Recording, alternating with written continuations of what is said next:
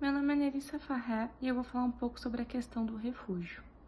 A proteção internacional aos refugiados, ela consolidou-se num sistema internacional com a aprovação pela Assembleia Geral da ONU da Convenção sobre o Estatuto do Refugiado de 1951, que considerava então o refugiado pessoas que, devido aos acontecimentos ocorridos antes de 1º de janeiro de 1951, temiam ser perseguidas por motivo de raça, religião, nacionalidade, grupo social ou opiniões políticas, que se encontravam fora do seu país de nacionalidade e que não poderiam, em virtude desse temor, valer-se da proteção desse país ou, se no caso das pessoas não terem nacionalidade e se encontrarem fora do país no qual tinham sua residência habitual, não poderem valer-se da proteção desse Estado devido a algum desses temores.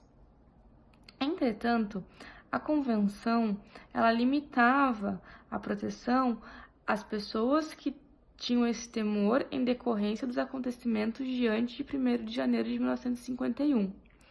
Com as crescentes demandas e com as crescentes minorias e grupos sofrendo perseguição e precisando de uma proteção, o Protocolo de 1967 vem para ampliar esse conceito e universalizá-lo, tirando essa limitação de tempo de acontecimentos decorridos antes de 1951. Então, o conceito adotado pela Convenção, ele passa a valer universalmente. Ainda é importante mencionar que a ampliação desse conceito também aconteceu a partir da Convenção da Unidade Africana de 1969 e da Declaração de Cartagena de 1984, que também são marcos importantes. Um dos princípios básicos da proteção internacional para refugiados é o conceito de non-refoulement, que é da não devolução, ou seja, é simplesmente a garantia de que o indivíduo perseguido não vai ser devolvido ao país na qual ele pode sofrer qualquer tipo de violação em seus direitos humanos. No Brasil, tanto o protocolo quanto a convenção, eles foram implementados pela Lei 9.474 de 1997, que traz alguns elementos inovadores. Então, a Lei Brasileira do Refúgio, ela considera como refugiado todo indivíduo que saiu do seu país de origem devido a fundado temores de perseguição, por motivos de raça, religião, nacionalidade, grupo social, opiniões políticas, ou devido a uma situação de grave e generalizada violação de direitos humanos. No Brasil, todos os pedidos de refúgio, eles são julgados pelo Comitê Nacional para os Refugiados, que é o órgão vinculado ao Ministério da Justiça e composto por representantes do Ministério da Justiça, do Ministério das Relações Exteriores, do Ministério do Trabalho, do Ministério da Saúde, do Ministério da Educação, do Departamento de Polícia Federal e de organizações da sociedade civil dedicadas à atividade de assistência, integração local e proteção aos refugiados no Brasil. E o Alto Comissariado das Nações Unidas para Refugiados e a Defensoria Pública da União, eles têm assento no CONARE com direito à voz, porém não têm direito a voto. Olá, eu sou a Fernanda Sobreira e eu vou falar um pouco sobre migração. Primeira coisa, qual que é a diferença entre migrantes e refugiados? Os dois são migrantes, só que os refugiados, eles são migrantes forçados. Por que eles são forçados? Pegando um pouco o que a Nerissa falou, os refugiados foram perseguidos no seu país de origem ou tiveram fundado temor de perseguição no país de origem, ou também por questões de violação de direitos humanos no seu país de origem, Então, o refugiado, ele é um migrante, só que ele migrou por questão de sobrevivência, para preservar a vida dele, chegando num país de destino. E o migrante, ele tem um pouco mais de um poder de decisão, para onde ele vai e onde ele quer ir. Lógico que as opções são limitadas. Então, o migrante são os indivíduos, que se deslocam de um país de origem para um país de destino, ou de uma cidade de origem para uma cidade de destino, que isso é dentro do mesmo país, independentemente da situação jurídica, se foi uma migração voluntária ou involuntária, certo? Ou também independente da duração que essa pessoa vai ficar em outro país ou em outra cidade, né? Pode ser 1 ano, pode ser 10 anos e etc. Então, os migrantes são indivíduos que vivem temporariamente ou permanentemente em um outro país que não seja seu país de origem, certo? E como eu disse, o indivíduo ele decide para onde ele quer ir e quando quer ir.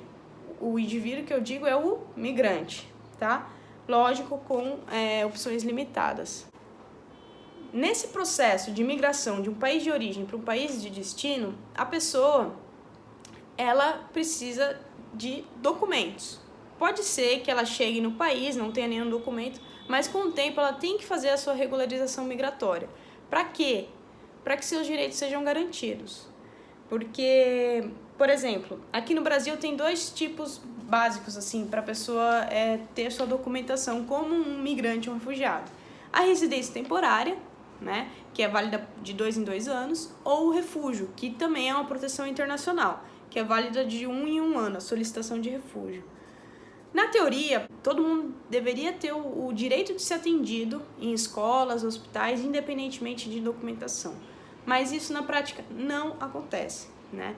Então, muitos migrantes sem documentos chegam para se inscrever na escola e são barrados, ou em hospitais e são barrados. Então, assim, a documentação ela é extremamente importante para dar acesso às pessoas, aos migrantes, à saúde, educação e etc. Ela é extremamente importante para que eles sejam acolhidos e também em termos de proteção, né? Isso vai ser falado posteriormente na gestão de abrigos e alojamentos temporários. O quão importante é a documentação dentro desses abrigos para a garantia dos direitos desses migrantes e refugiados, tá? E até para a gestão do abrigo. É isso. Olá, meu nome é Anneli e, bom, como apresentaram minhas colegas, né, hoje no Brasil nós temos 2 opções de regularização migratória para a população venezuelana, que é a população que nós trabalhamos atualmente, né? Essa população cruza a fronteira da Venezuela com o Brasil pelo estado de Roraima, e nós temos uma concentração grande no estado de Roraima e no estado do Amazonas, que é o estado que está um pouquinho mais ao sul, mas também faz fronteira com o estado de Roraima. E, bom, por uma característica geográfica da região e uma característica sociopolítica e econômica também, essa região é uma região muito carente do Brasil, então as pessoas quando chegam não têm tantas oportunidades, não têm tantas possibilidades de buscar outras alternativas para um primeiro local para se abrigar. Então, grande parte desse fluxo acaba buscando as ofertas de abrigamento dentro da resposta do governo federal e o abrigamento que é apoiado, que é fornecido pelas agências ONU. E nesse momento, um dos fatores que a gente observa, né, para a dificuldade de integração local é justamente o acesso à regularização migratória.